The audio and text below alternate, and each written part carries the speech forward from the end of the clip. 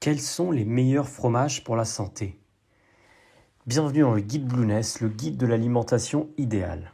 Dans ce podcast, nous allons lister les meilleurs fromages pour la santé, c'est-à-dire selon les prérequis du guide Blueness, donc les plus gras, ceux qui contiennent le moins, voire pas du tout de lactose, et les moins salés. Ce post récapitulatif a pour but de dresser donc la liste des meilleurs fromages à consommer dans le cas où vous auriez choisi de les intégrer à votre alimentation. Certes, le fromage est un aliment qui suscite la polémique autour de sa pertinence sur le plan de la santé. Souvent diabolisé, car jugé trop gras, notamment trop riche en graisses saturées, trop salé, trop calorique ou encore mal digéré à cause du lactose qu'il contient, le fromage revient néanmoins de plus en plus sur le devant de la scène pour ses propriétés nutritives intéressantes, à condition d'apprendre à le consommer. Si l'on veut se faire l'avocat du fromage, voici les arguments qui pourraient pencher en sa faveur. Tout d'abord, il est gras et protéiné, et dépourvu de glucides, donc totalement compatible avec une alimentation diète orientée santé et sport.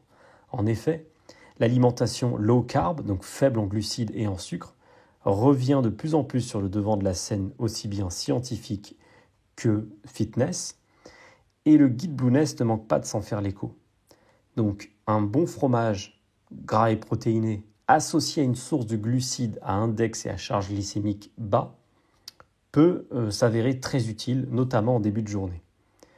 Alors certes, le fromage contient des graisses saturées, mais selon certains médecins et diététiciens émergents, si ces graisses saturées sont consommées en début de journée et pas avant de se coucher, ces graisses saturées pourraient être bénéfiques pour la santé et le rééquilibrage alimentaire. C'est en tout cas la piste creusée depuis déjà longtemps par les pratiquants de la chrononutrition, un type d'alimentation qui remet l'horloge biologique au centre de l'alimentation et sur lequel nous reviendrons plus tard dans le guide Blueness.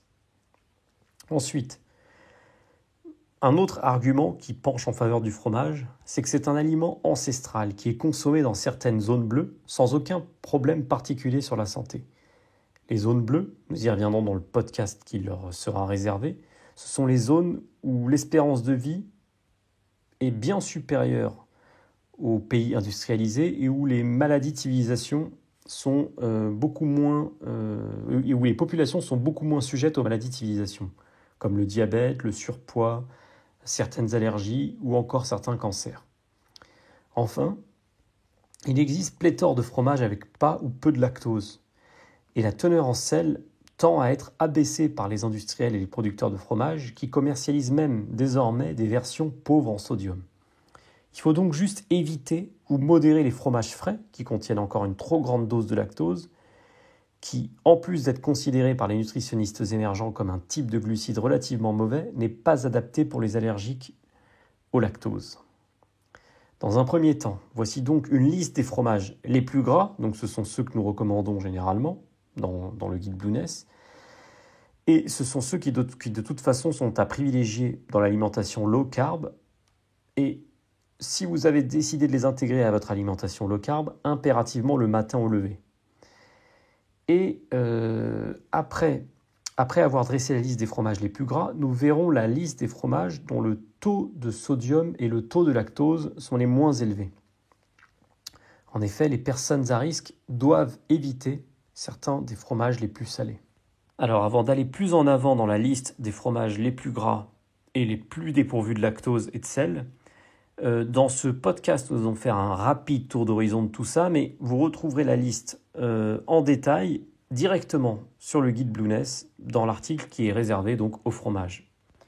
Alors, donc, dans le top des fromages les plus gras, vous aurez le Saint-Albret, le Comté, le Saint-Paulin qui existe en version pauvre en sodium, donc très intéressant, le Beaufort, le Picodon, le Crottin de chèvre, le Bleu de Bresse. Qu'est-ce que vous avez d'autre? L'Emmental, la Brie, le Pélardon, le Reblochon, le Rouy, le Crottin de Chavignol, le Saint-Nectaire, le Pouligny-Saint-Pierre, le Coulommiers, le Vacherin-Mont-d'Or, le Chevreau, le Neuchâtel et enfin le Camembert. Donc ça, ce sera pour la liste, grosso modo, des fromages les plus gras et on va dire les moins riches en sodium. Donc c'est les fromages les plus intéressants. Reste à savoir quels sont les fromages les plus pauvres en lactose. En général, plus un fromage vieillit, plus le contenu en lactose diminue, car ce dernier est transformé en acide lactique par les bactéries qui sont présentes dans le fromage. En cas d'intolérance faible ou modérée au lactose, le mieux, ça reste de choisir de préférence des fromages affinés, parmi lesquels donc le Saint-Albret, le cheddar, le bleu, le parmesan, le gruyère, la mimolette, l'emmental, le gouda, le comté, la tome, le reblochon, la raclette, le Saint-Paulin, le Saint-Nectaire, le picodon, la tome de Savoie, le crottin de chèvre, le caprice des dieux, le pélardon, le pouligny Saint-Pierre, le pavé d'Auge, le coulommiers et le vacherin Mont d'Or. Donc vous retrouverez la liste exhaustive directement sur le site Blueness. Et à vous de faire votre marché entre pauvre en lactose et pauvre en sodium.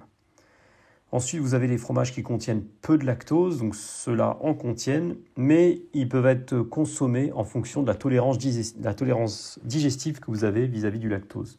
Si pas de problème d'allergie, la part de lactose est si faible qu'elle est négligeable sur le plan de la santé de la ligne. Donc en général, ce sont des fromages plus mous et qui comptent environ 5 grammes de glucides pour 100 grammes de fromage. Vous aurez par exemple le camembert, le rouilly, le roquefort, le beaufort, la brique des gazelles de chez Gabriel Coulet, qui est un très bon fromage, le fromage des Pyrénées au lait de vache, le crottin de Chavignol, le morbier, le Saint-Marcellin, le chevreau, le Neuchâtel, le valençay. Vous retrouverez toute la liste directement sur blueness.com.